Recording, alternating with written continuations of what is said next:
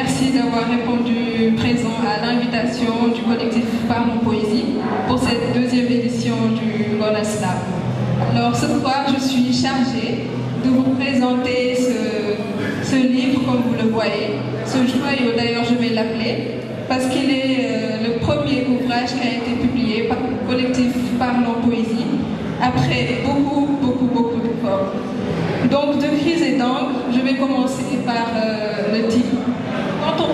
Quand on parle de cri, ça fait référence aux slammeurs, parce que dans le collectif Parlons Poésie, il y a des slammeurs, il y a des poètes, il y a des paroliers. Donc les cris, ça fait référence aux slammeurs. Et maintenant, quand on parle de l'encre, là, il s'agit des écrivains, de ceux qui écrivent comme moi, qui n'ont pas l'habitude de déclamer. Donc j'ai souvent tendance à dire que de cris et d'encre, c'est un recueil qui est entre nuances, couleurs, saveurs et teintes. Pourquoi? Parce que ce qui fait la différence entre ce recueil et les autres là, c'est que non seulement il y a beaucoup de thématiques qui y sont abordées, mais en plus de cela, il n'y a aucun style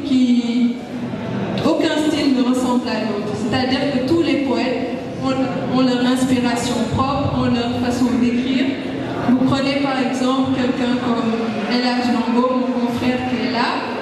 Lui, par exemple, j'ai souvent tendance à lui dire qu'il aime bien parler de mort, de Satan, de divinité, etc. Vous prenez quelqu'un d'autre comme moi, j'aime parfois parler de la femme sans le faire exprès. Donc ce sont des problématiques, des thèmes variés.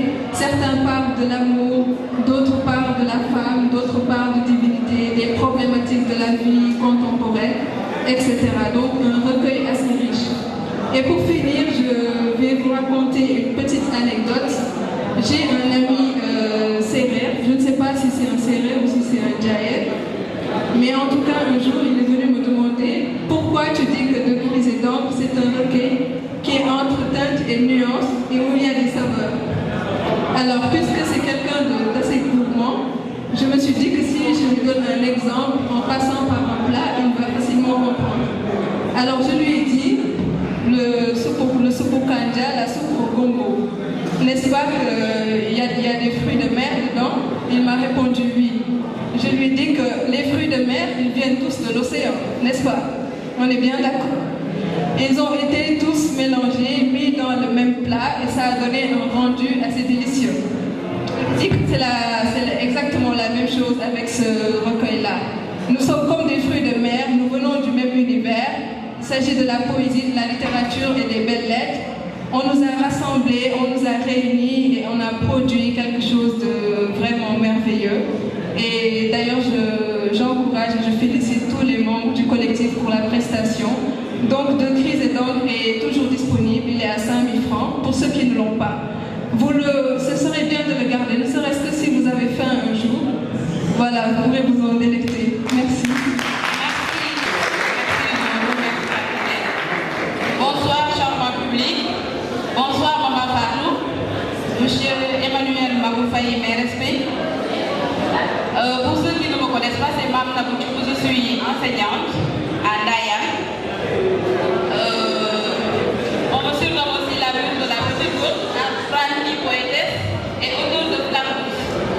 Et par cette belle soirée, dans cette sublime salle, nous allons voyager dans les flammes douces. Pour parler de flammes douces, voilà, je vais vous parler du pourquoi j'écris. Écrire pour moi, c'est juste prouver une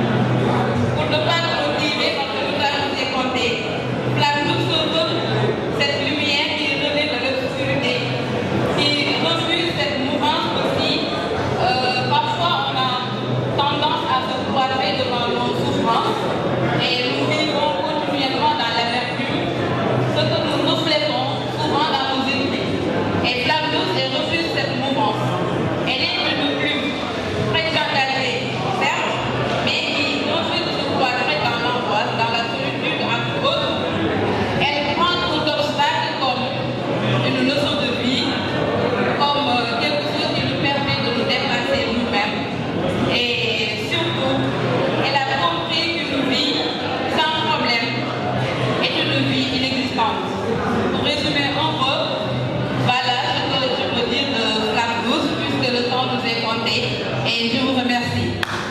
Merci, Mme Nabou. Voilà, merci pour la brillante présentation de l'œuvre.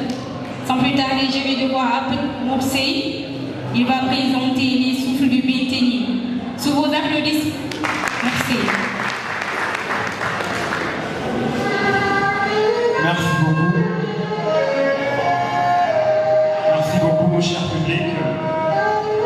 J'ai l'honneur de vous présenter mon premier recueil de poèmes intitulé Les souffles du Béthénye, publié aux éditions L'Harmattan au Sénégal en juin 2017. Et voilà donc c'est un recueil composé de 50 poèmes, des poèmes qui parlent de mon enfance, de mon terroir, Khombole. Il faut comprendre quand je dis les souffles du Béthénye, c'est parce que tout simplement, le Béthénye c'est l'arbre mythique et mystique, symbolique de Khombole, une commune qui se trouve à quelques encablures de Thiès. Et donc, dans le livre, j'évoque beaucoup de thèmes en chantant les poètes de la négritude, surtout Senghor, auxquels je m'identifie. Je parle aussi de l'éducation, je parle des thèmes en liaison avec le réchauffement climatique, mais aussi sur la poésie et tant d'autres thèmes. Franchement, si vous voulez vous en procurer, il y a derrière de bons messieurs qui se chargent, n'est-ce pas, de la vente des ouvrages. Maintenant, d'autant plus que le temps vraiment est cher et va vite, nous allons rapidement commencer notre soirée dans la slam, plus précisément par une déclamation.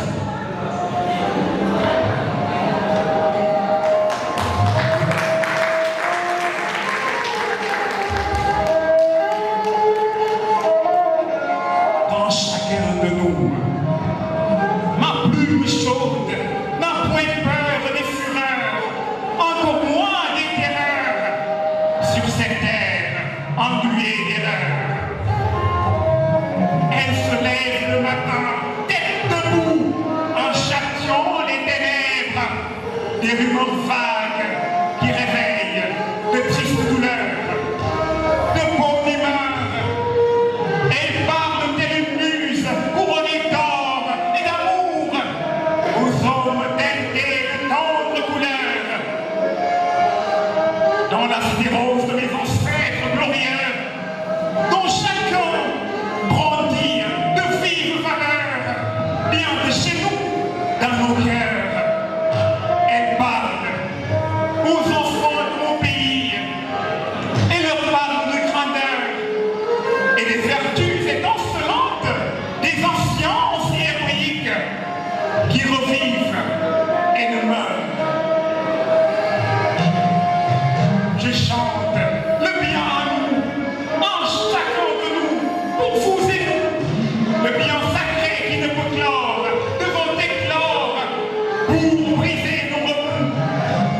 Quand la flamme de la dignité risque de s'éteindre en nous, pensons aux braves lignes de l'air, dont les cendres sont en panthéon debout. Elles ont refusé d'être sujettes comme des bêtes que l'on traîne dans la boue, car elles savent si battantes que Nateyala et assez boubou qu'une femme sans dignité est semblable à une ânesse tordue dans son cou. Dignité et honneur, mais aussi courage, elles ont été les marques de fabrique de la Dior. La Dior, on est la Tiffane, l'intrépide d'Amel, toujours habile au corps à corps. Je dis honneur, valeur que nous glorifions. Merci beaucoup. Merci. D'abord, je salue tous ceux qui sont ici présents ce soir. Donc, comme l'ont dit mes prédécesseurs, c'est Anna Ligay. Donc, je viens vous présenter le recueil de poèmes intitulé Résistance, donc, qui est un recueil de 57 poèmes. Donc là, j'embrasse plusieurs thèmes comme l'amour.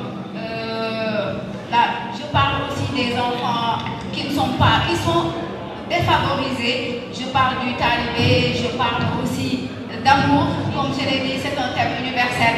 Donc c'est un recueil de poèmes qui est disponible. La cérémonie de dédicace aura lieu le 15 août à Gaïméré. Donc le prix c'est à 5 000 francs. Donc je vous le conseille très fort. C'est un recueil, vous le lisez, vous voyagez avec les mots, mais en plus vous voyagez avec l'auteur, vous plongez dans son univers. Donc Résistance, c'est une histoire de vie, c'est un roman de la vie. Résistez donc à toute chose, résistez aux aléas de la vie, mais ne résistez surtout pas à Résistance. Merci.